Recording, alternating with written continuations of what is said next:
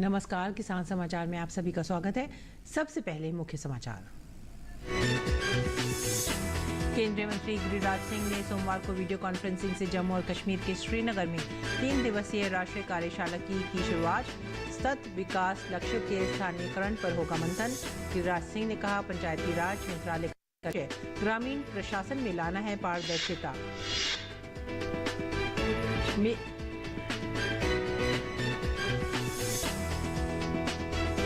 मेरी panchayat app NFCV के संचालन दिशा निर्देश और मॉडल अनुबंध किए गए जारी।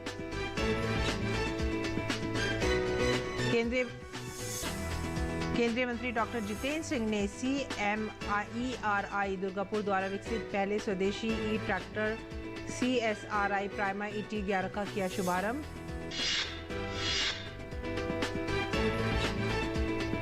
जितेंद्र सिंह ने कृषि में नई और आर्टिफिशियल इंटेलिजेंस संचालित टेक्नोलॉजी अपनाने का किया आह्वान। कहा, कृषि क्षेत्र में प्रवेश करने वाले नए स्टार्टअप्स की बढ़ रही है संख्या।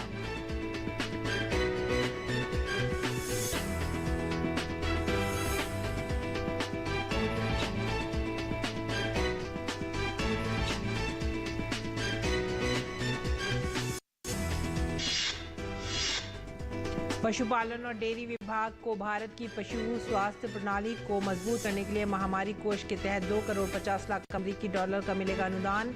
मत्स्य पालन, पशुपालन और डेयरी मंत्रालय ने कहा, धनराशि का महामारियों की रोकथाम में किया जाएगा इस्तेमाल। पशुओं से मानव आबादी में फैलने वाले रोगों के जोखिम को कम करना है परियोजना का उद्देश्य।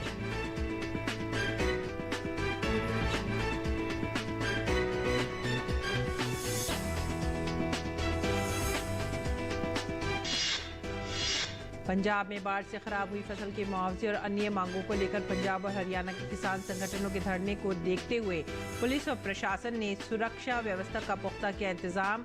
चंडीगढ़, संगरूर और मोहाली के आसपास के क्षेत्रों में सीमा पर पुलिस बल में तैनात।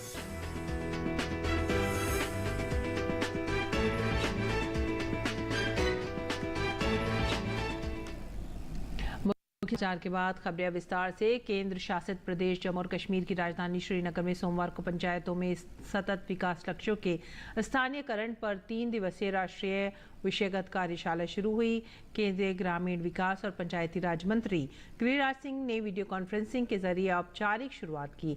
इस मौके पर मेरी पंचायत ऐप NCBF के संचालन, दिशा निर्देश, सेवा स्तरीय बेंचमार्क, स्वयं मूल्यांकन और मॉडल अनुबंध भी जारी किए गए। इस मौके पर केंद्रीय मंत्री ने कहा कि पंचायती राज मंत्रालय का लक्ष्य ग्रामीण प्रशासन में पारदर्शिता लाना है।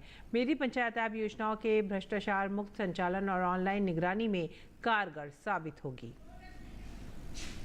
ये मेरी पंचायत ऐप गुड गवर्नेंस का एक माध्यम होगा, क्योंकि पंचायत के सरपंचों को ये लगेगा कि पूरा पंचायत देख रहा है, पूरा देश देख रहा है, और सरकार को भी मॉनिटरिंग करने में राज्य सरकार और केंद्र सरकार को सुविधा होगी।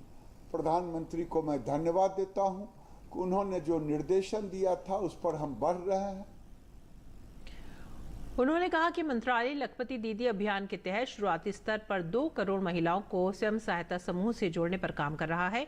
वहीं दूसरी तरफ 2030 तक शून्य कार्बन उत्सर्जन के लक्ष्य को हासिल करने में ग्राम पंचायतों की महत्वपूर्ण भूमिका रहने वाली है, जिसके लिए 9 उद्देश्य तय कर रही सही दिशा में प्रयास तेज हो गए हैं। पंचायतों में रहने वाले 10 करोड़ महिलाओं को हम ले जाएंगे सेल्फ हेल्प ग्रुप में, जिसे हम जेंडर एम्प्लॉयमेंट पंचायत में कह रहे हैं। तो जेंडर एम्प्लॉयमेंट के लिए अभी लाल किले से उन्होंने लक्ष्य दिया है 2 करोड़। मैं उम्मीद करता हूं कि प्रधानमंत्री के इस लक्ष्य को 2023 के दिसंबर तक हम पूरा करने की कोशिश में हैं। 2030 तक हमें कार्बन न्यूट्रल बनाना है देश को।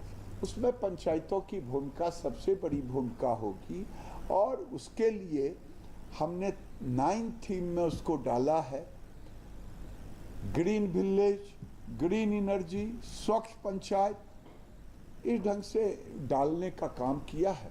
मुझे लगता है आज का ये 9 थीम पर जो कार्यशाला है, ये कार्यशाला देश को एक नई दिशा देने का काम करेगा।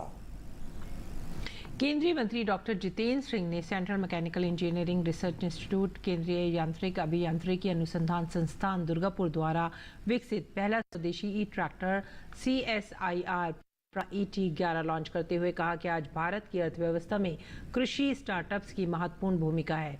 उन्होंने कृषि में नई तथा आर्टिफिशियल इंटेलिजेंस आधारित प्रौद्योगिकियों को अपनाने का आह्वान किया।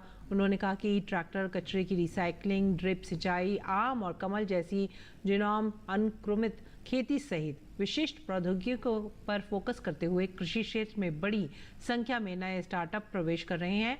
डॉक्टर जितेंद्र सिंह ने कहा कि ये एक ऐसा क्षेत्र है जिसमें भारत ने अपेक्षित गति नहीं पकड़ी है। ये एक विशाल अज्ञात संसाधन है जो केवल भारत के लिए विशिष्ट है। जो देश IT को बढ़ावा दे रहे थे वो अपने दृष्टिकोण से बढ़ावा दे रहे हैं क्योंकि उनके पास संपत्ति है। उनके पास वह कृषि संपत्ति नहीं है जो हमारे पास है, इसीलिए हम उनकी नकल करने की आवश्यकता नहीं है। अगले 25 वर्षों में भारत के भविष्य की अर्थव्यवस्था में एक बहुत ही महत्वपूर्ण घटक होगा। डॉक्टर जितेंद्र सिंह ने CSIR अनुसंधान एवं विकास की सफलता के लिए 5S शोकेसिंग, स्टार्टअप, सिनर्जिंग और स्ट्रैटेजाइजिंग इंडस्ट्री लिंकेज का मंत्र दिया। उन्होंने कहा जब तक हम इन सभी 5 घटकों को शामिल करने में सक्षम नहीं होंगे, हम अधिकतम परिणाम प्राप्त करने में सक्षम नहीं होंगे। G20 महामारी कोष ने महामारी की तैयारियों और प्रतिक्रियाओं के लिए भारत में पशु स्वास्थ्य सुरक्षा को मजबूत बनाने के लिए पशुपालन और डेयरी विभाग, मत्स्य पालन, पशुपालन और डेयरी मंत्रालय द्वारा भारत सरकार द्वारा प्रस्तुत $25 मिलियन के प्रस्ताव को मंजूरी दी है। इंडोनेशिया की G20 अध्यक्षता के तहत स्थापित महामारी कोष कम और मध्यम आय वाले देशों पर ध्यान केंद्रित करते हुए राष्ट्रीय, क्षेत्रीय और वैश्विक स्तर पर महामारी की रोकथाम, तैयारी और प्रतिक्रिया क्षमताओं को मजबूत बनाने के लिए महत्वपूर्ण निवेश का वित्त पोषण करता है। महामारी कोष को अपने पहले आह्वान पर लगभग 350 अभिरुचि की अभिव्यक्ति और 180 पूर्ण प्रस्ताव प्राप्त हुए, जिनमें केवल $338 मिलियन के प्रस्ताव के मुकाबले $2.5 बिलियन के अनुदान अनुरोध किए गए थे। महामारी कोष के गवर्निंग बोर्ड ने अपने पहले दौर के वित्तीय आवंटन के उद्देश्य के तहत 19 मांग को मंजूरी दी है ताकि 6 क्षेत्रों के 37 देशों में भविष्य की महामारियों के लिए लचीलेपन को बढ़ावा दिया जा सके। इस प्रस्ताव के तहत मुख्य उपायों में रोग निगरानी और पारंपरिक चेतावनी प्रणाली को मजबूत तथा एकीकृत करना, प्रयोगशाला नेटवर्क का उन्नयन और विस्तार करना, अंतर संचालित डेटा प्रणाली में सुधार करना और जोखिम विश्लेषण एवं जोखिम संचार के लिए डेटा विश्लेषण के लिए क्षमता का निर्माण करना है। सीमा पार पशु रोगों के लिए स्वास्थ्य सुरक्षा को मजबूत बनाना और सीमा पार सहयोग के माध्यम से क्षेत्रीय सहयोग में भारत की भूमिका शामिल है।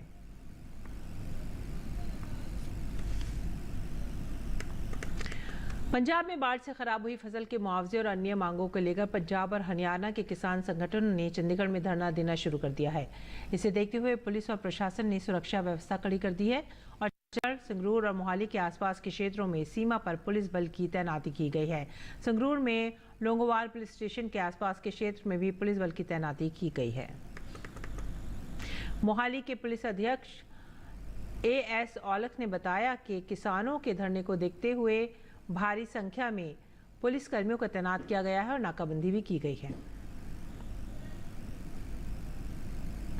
पंजाब का चंडीगढ़ के साथ बॉर्डर पड़ता है, तो जहाँ जहाँ भी यहाँ से रास्ते बनते हैं जाने के लिए, तो सारे रास्तों पर एहतियात के तौर पर जो है हमने फोर्स लगाई गई है ताकि चंडीगढ़ के अंदर जो है किसी भी तरह की किसान जथेबंदी जो है वो मतलब ज़बरदस्ती प्रवेश ना कर सके। जहाँ भी आ रहे हैं वहाँ जैसे हमारी फोर्स तैनात है, तो हम जगह जगह उनके साथ बातचीत करके जो है सिचुएशन को टैकल करने की कोशिश की जा रही है। मोहाली के पुलिस अधीक्षक AS औलख ने बताया कि किसानों को धरने को देखते हुए भारी संख्या में पुलिस कर्मियों को तैनात किया गया है और नाकाबंदी भी की गई है। आगे बढ़ेंगे अगली खबर की तरफ। किसानों और उपभोक्ताओं दोनों के हितों को ध्यान में रखते हुए केंद्र सरकार ने 2 बड़े फैसले किए हैं। बढ़ती प्याज की कीमतों को नियंत्रण में रखने के लिए सरकार ने बफर स्टॉक में 2 लाख टन अतिरिक्त प्याज सीधे किसानों से खरीदने का फैसला किया है। इससे पहले 3 लाख टन प्याज की सरकारी खरीद की जा चुकी है। दूसरी ओर उपभोक्ताओं को सस्ती दरों पर प्याज उपलब्ध करवाने के लिए NCCF और नेफेड की जिम्मेदारी है कि 25 रुपये प्रति किलो की दर से प्याज उपलब्ध करवाई जाए। 17 अगस्त को 2 अहम फैसले किए गए। एक कि जो निर्यात है उसके ऊपर 40% एक्सपोर्ट ड्यूटी निर्यात शुल्क लगाया गया, लेकिन साथ ही साथ किसानों को कोई तकलीफ ना हो उसके लिए नैफेड और एनसीसीएफ दोनों 3 लाख के बदले अब 5 लाख टन यानी 2 लाख अतिरिक्त और खरीदेंगे इस बार। ये निर्णय भी उसी के साथ साथ लिया गया जो आज एनसीसीएफ और नैफेड ने अलग अलग क्षेत्र में सेंटर्स खोल दिए हैं और 2 लाख टन 2,410 रुपए प्रति क्विंटल, तो ये ऐतिहासिक रेट प्याज का निर्धारित किया गया है। जो एनसीसीएफ नैफेड की क्वालिटी का प्याज होता है उससे पूरे मार्केट में किसानों को अच्छा दाम मिले, ये हमारा उद्देश्य है। अगर जरूरत पड़ी तो ये 2 लाख टन को बढ़ाया भी जा सकता है। केंद्रीय मंत्री ने कहा कि पिछले वर्ष केंद्र सरकार ने किसानों को उचित दाम दिलवाने के लिए प्याज की सरकारी खरीद को बढ़ावा दिया था। पिछली बार भी प्याज के दाम जब कम हुए तो किसानों के हित में केंद्र सरकार ने 2 लाख टन से बढ़ाकर 3 लाख टन बफर स्टॉक किया।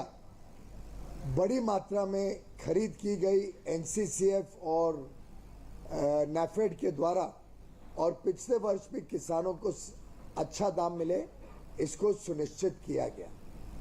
इस वर्ष हमने अभी तक 3 लाख टन, 1.5 लाख टन नैफेड द्वारा, 1.5 लाख टन एनसीएफ द्वारा अभी तक हम खरीद चुके हैं, जिसके कारण जो किसानों का दाम बहुत ही कम था आज से महीना 1.5 महीना पहले, वो अच्छी मात्रा से बढ़ा है और किसानों को अपनी उपज के लिए सही दाम मिला है।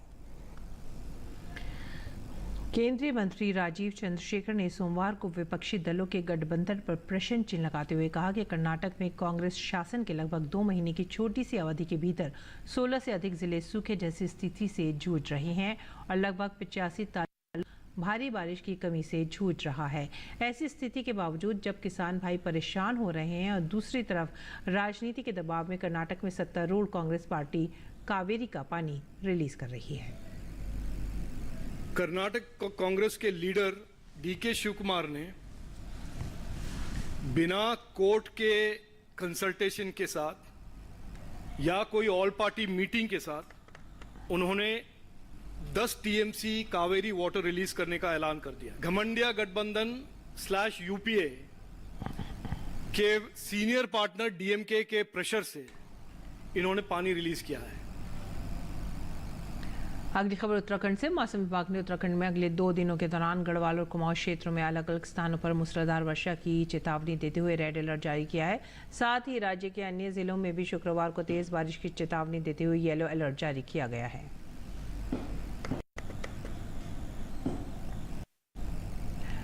नई राष्ट्रीय शिक्षा नीति के जरिए देश में कृषि क्षेत्र के युवाओं की कौशल दक्षता बढ़ाने के लिए राष्ट्रीय कृषि उच्चतर शिक्षा परियोजना के तहत प्रतिभा विकास व व्यक्तित्व निखार पर ध्यान दिया जा रहा है। इसी क्रम में एसकेएन कृषि विश्वविद्यालय जोबनेर के कुलपति प्रोफेसर बलराज सिंह की पहल से कृषि छात्रों के व्यक्तित्व के समग्र और संपूर्ण विकास के लिए प्रशिक्षण कार्यालय का आयोजन किया गया। देखते हैं ओपी यादव की ये रिपोर्ट।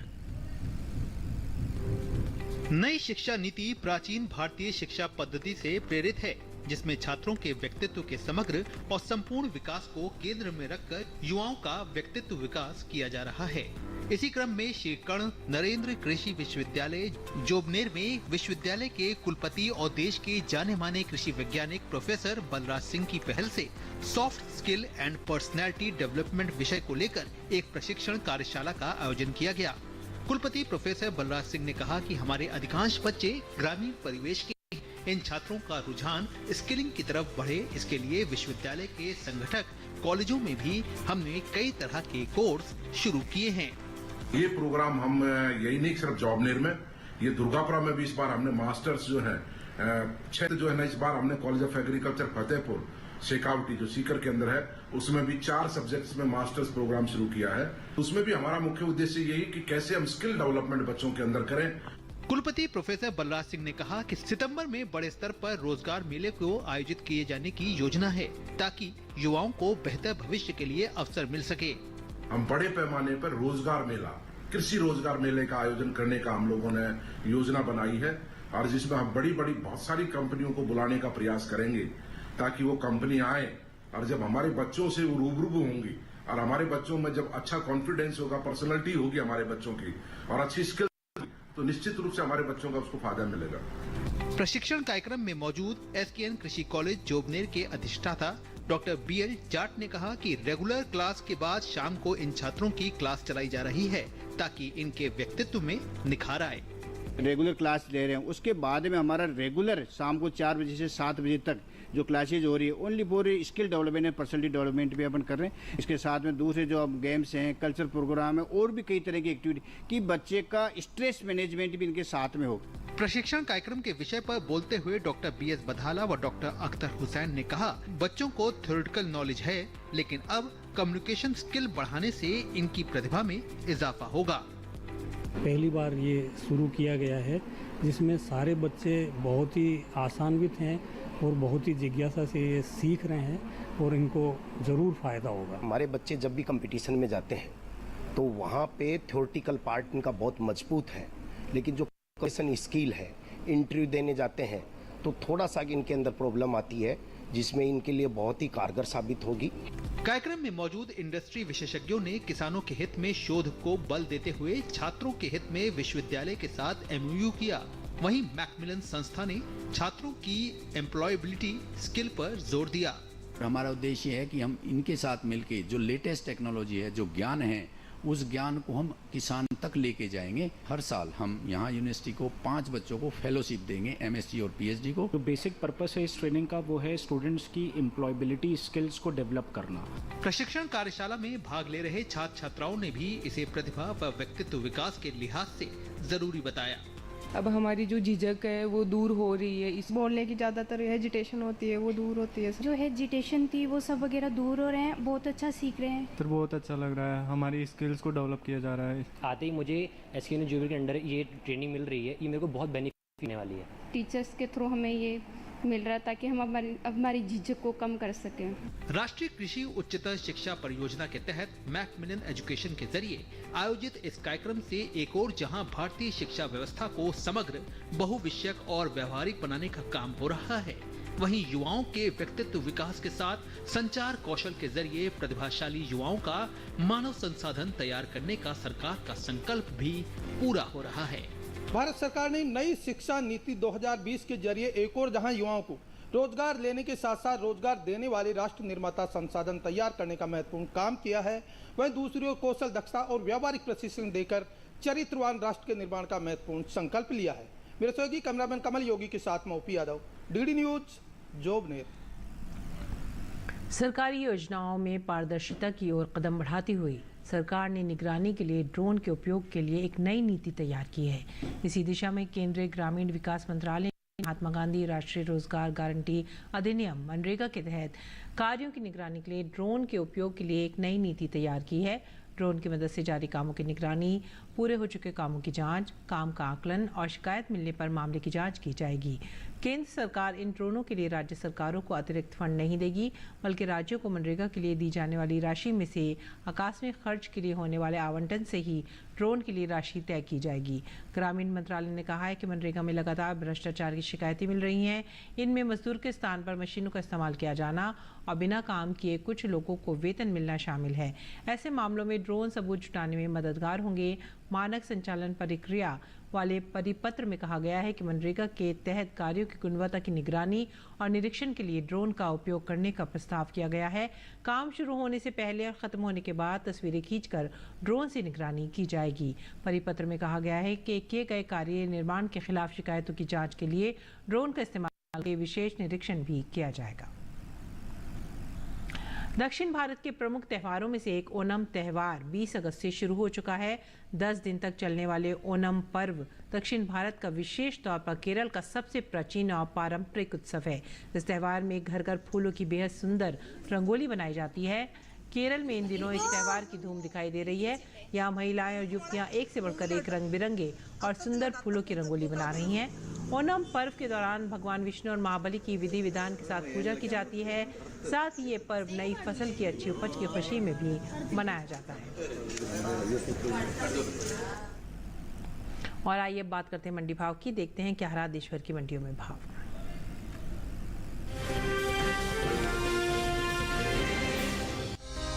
कृषि उपज मंडियों में मसूर की आवक सामान्य बनी हुई है। ज्यादातर उत्तर प्रदेश की ही मंडियों में मसूर बिकवाली के लिए पहुंची। इसके भाव की बात करें तो मंडियों में मसूर का कारोबार मिले जुले के साथ हुआ। वहीं कुछ मंडियों में स्थिर भाव पर सौदे हुए।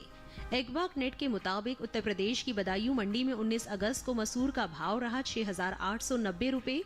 21 अगस्त को इसके भाव में कोई बदलाव नहीं आया और भाव 6,890 रुपए पर टिका रहा। वहीं राज्य की ही लखीमपुर मंडी में भी मसूर के सौदे स्थिर भाव पर हुए। यहां दोनों दिन यानी 19 और 21 अगस्त को मसूर का भाव 6,810 रुपए पर टिका रहा, जबकि यहीं की सुल्तानपुर मंडी में 19 अगस्त को मसूर का भाव रहा 7,000 रुपए, जो कि 21 अगस्त को 110 रुपए की मजबूती के बाद 7,110 रुपए पर पहुंच गया। पश्चिम बंगाल की दुर्गापुर मंडी में इस दौरान मसूर के सौदों में नरमी के साथ कारोबार हुआ। यहाँ 19 अगस्त को मसूर का भाव था 9,600 रुपए। 21 अगस्त को इसके सौदे 100 रुपए लुढ़क कर 9,500 रुपए पर हुए। बात मसूर की पैदावार की करें तो इस साल रबी मसूर की पैदावार में बढ़त देखने को मिल सकती है। कृषि मंत्रालय के तीसरे अनुमान के मुताबिक साल 2022-23 के दौरान देश में मसूर की उपज 15,80,000 टन होने का अनुमान जताया गया है, जबकि बीते साल की समान अवधि के दौरान मसूर की उपज 12,69,000 टन ही रही थी।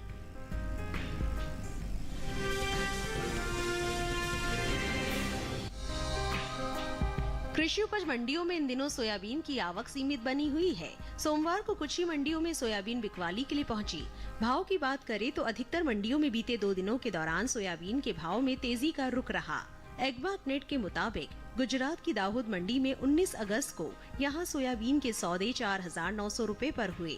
21 अगस्त को यहां सोयाबीन का भाव 50 रुपए बढ़कर 4,950 रुपए हो गया। मध्य प्रदेश की काला पीपल मंडी में 19 अगस्त को सोयाबीन का भाव रहा 4,795 रुपए, जो कि 21 अगस्त को 95 रुपए के उछाल के बाद 4,890 रुपए हो गया। इसी तरह खातेगांव मंडी में भी सोयाबीन के भाव में बढ़त का सिलसिला जारी रहा।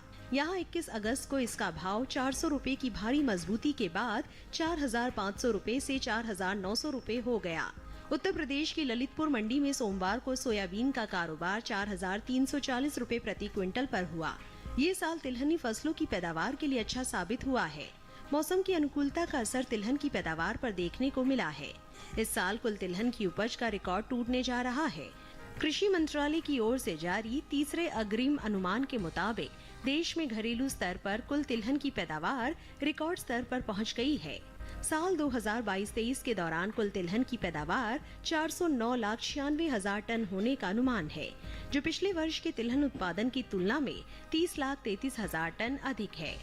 जबकि बीते साल इस दौरान कुल तिलहन की उपज 379,63,000 टन रही थी। कुल तिलहनी फसलों की उपज में शामिल सोयाबीन की पैदावार रिकॉर्ड स्तर पर जा सकती है। साल 2022-23 के दौरान खरीफ सोयाबीन की उपज 149,76,000 टन होने का अनुमान जताया गया है, जबकि बीते साल इस दौरान खरीफ सोयाबीन की पैदावार 129,87,000 टन रही थी। सोयाबीन की बुआई की बात करें तो चालू खरीफ सीजन में सोयाबीन की बुआई 123,65,000 हेक्टेयर में हो चुकी है। साल 2022 के दौरान खरीफ सोयाबीन की खेती 122,47,000 हेक्टेयर में हुई है।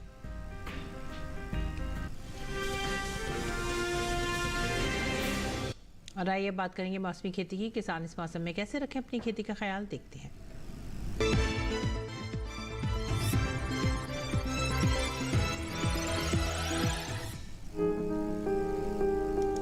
गुजरात में गन्ने की रुपाई करी, किसान गन्ने के खेत से खरपतवार निकाले।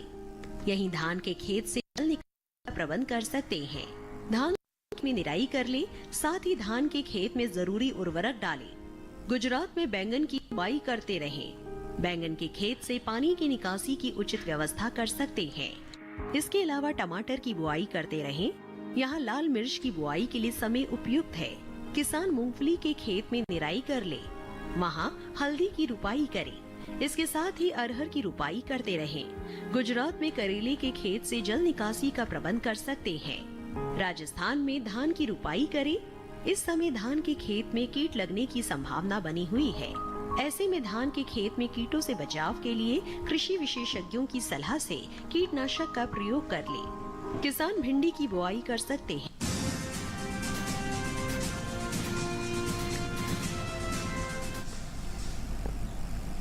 और कुछ और खबरें खास खबर में।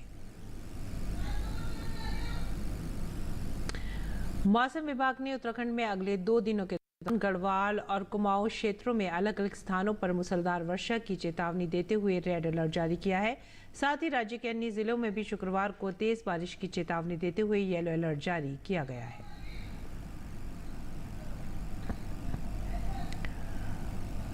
पर्वतीय राज्यों में आ रही आपदाओं को देखते हुए सुप्रीम कोर्ट ने फैसला किया है कि वो हिमाचल, उत्तराखंड और अन्य पर्वतीय राज्यों में पहाड़ों की जनसंख्या सहने की क्षमता को लेकर अध्ययन के लिए एक पैनल का गठन करेगा। सुप्रीम कोर्ट ने एक जनहित याचिका पर सुनवाई करते हुए कहा कि एक बहुत अहम मुद्दा है।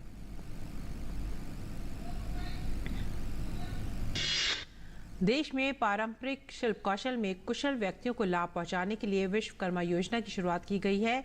पीएम विश्वकर्मा योजना का उद्देश्य पारंपरिक कारीगरों और शिल्पकारों की समृद्ध परंपराओं को संरक्षित करते हुए उनका विकास करना है। इसरो के अहमदाबाद स्थित अंतरिक्ष अनुप्रयोग केंद्र के निदेशक नीलेश एम देसाई ने कहा है कि चंद्रयान के चांद पर उतरने से 2 घंटे पहले लैंडर और चांद की स्थिति का जायजा लेकर लैंडिंग कराने का फैसला लिया जाएगा। मध्य प्रदेश की राजधानी भोपाल में वैष्णो धाम आदर्श नवदुर्गा मंदिर में चंद्रमा की सतह पर विक्रम लैंडर की सुरक्षित लैंडिंग के लिए आशीर्वाद मांगने के लिए विशेष प्रार्थनाएं और अनुष्ठान किए गए। 23 अगस्त को चंद्रमा पर चंद्रयान 3 की सफल लैंडिंग के लिए उत्तर प्रदेश के वाराणसी के कामाख्या मंदिर में हवन किया जा रहा है।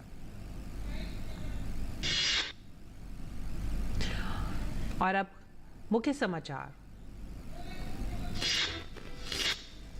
केंद्रीय मंत्री गिरिराज सिंह ने सोमवार को वीडियो कॉन्फ्रेंसिंग से जम्मू और कश्मीर के श्रीनगर में 3 दिवसीय राष्ट्रीय कार्यशाला की शुरुआत की।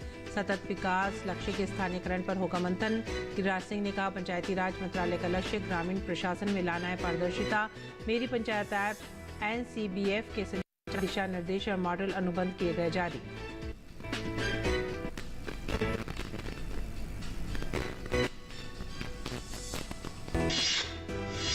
केंद्रीय मंत्री डॉक्टर जितेंद्र सिंह ने CMERI दुर्गापुर द्वारा विकसित पहले स्वदेशी ई ट्रैक्टर CSIR प्राइमा ET11 का किया शुभारंभ।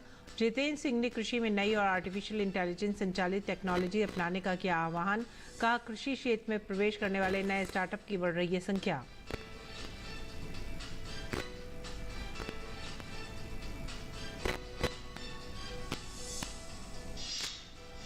पशुपालन और डेयरी विभाग को भारत की पशु स्वास्थ्य प्रणाली को मजबूत करने के लिए महामारी कोष के तहत 2 करोड़ 50 लाख अमेरिकी डॉलर का मिलेगा अनुदान।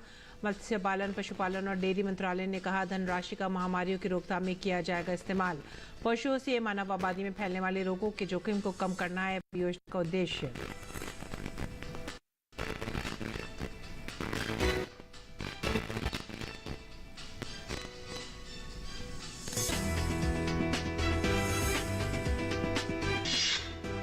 पंजाब में बाढ़ से खराब हुई फसल के मुआवजे और अन्य मांगों को लेकर पंजाब और हरियाणा के किसान संगठनों के धरने को देखते हुए पुलिस और प्रशासन ने सुरक्षा व्यवस्था का पुख्ता किया इंतजाम। चंडीगढ़, संगरूर और मोहाली के आसपास के क्षेत्रों में सीमा पर पुलिस बल तैनात।